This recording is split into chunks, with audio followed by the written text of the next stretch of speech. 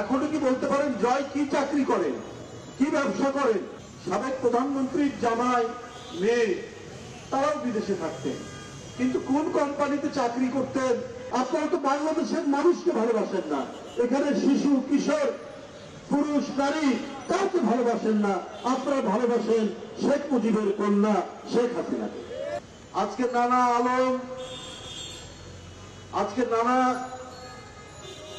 MP, মন্ত্রী, বড় বড় ঠিকাদার অধিকাংশই ছিল দুর্বৃত্ত।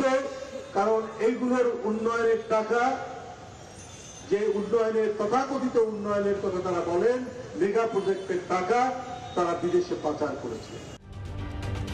ঢালাইয়ে দৃঢ়তা, নির্মাণে নিশ্চয়তা, প্রিমিয়ার সিমেন্ট, ঢালাইয়ের রাজা। লক্ষ কোটি টাকা পাচার করেছে। এটা আমার কথা নয়।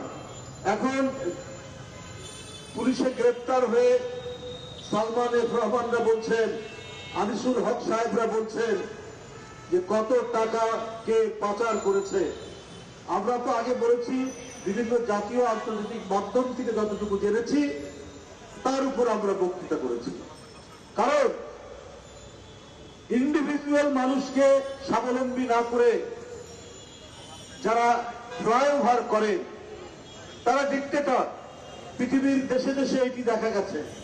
ওরা স্কুল বানায় না, ওরা হাসপাতাল বানায় না, ওরা জনগণের যে সোশ্যাল নেটওয়ার্ক সেইটা তারা বৃদ্ধি করে না।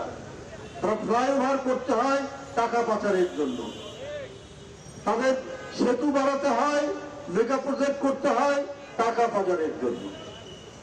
তো এত সুখ, জয় সাহেব থাকেন এক দেশে,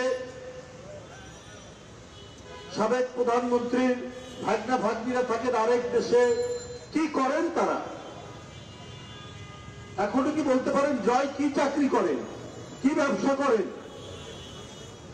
তার নাকি মার্কিন যুক্তরাষ্ট্রে অনেক দামি বাড়ি ছিল, এখন কোথায় আছেন আমি জানি না।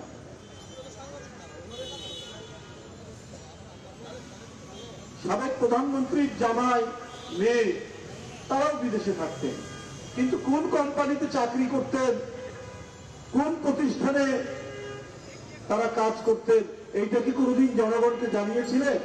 এটা কোনোদিন জনগণকে জানাননি। তার মানে এই টাকা যে পাচার হয়ে এটা তো আর কর্পূরের মতো উড়ে যেত না, হাওয়াই মিঠাইয়ের মতো একেবারে হাতে ধরে চুপসে যেত না। এই টাকাটা কোথাও না কোথাও যেত।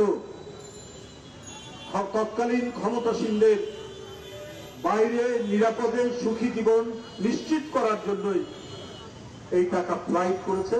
আর যারা এই সরকারের অংশভাগ করেছেন, এই সরকারের সমস্ত দুর্বৃত্ত করার, তারা সুখী থেকেছে।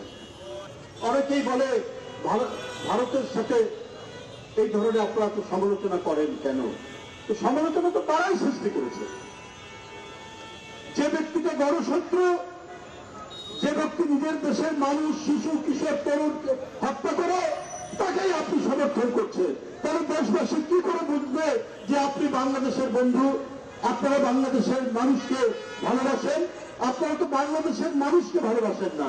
এখানে শিশু, কিশোর, পুরুষ, নারী কাউকে ভালোবাসেন না। আপনারা ভালোবাসেন শেখ মুজিবের কন্যা শেখ হাসিনাকে।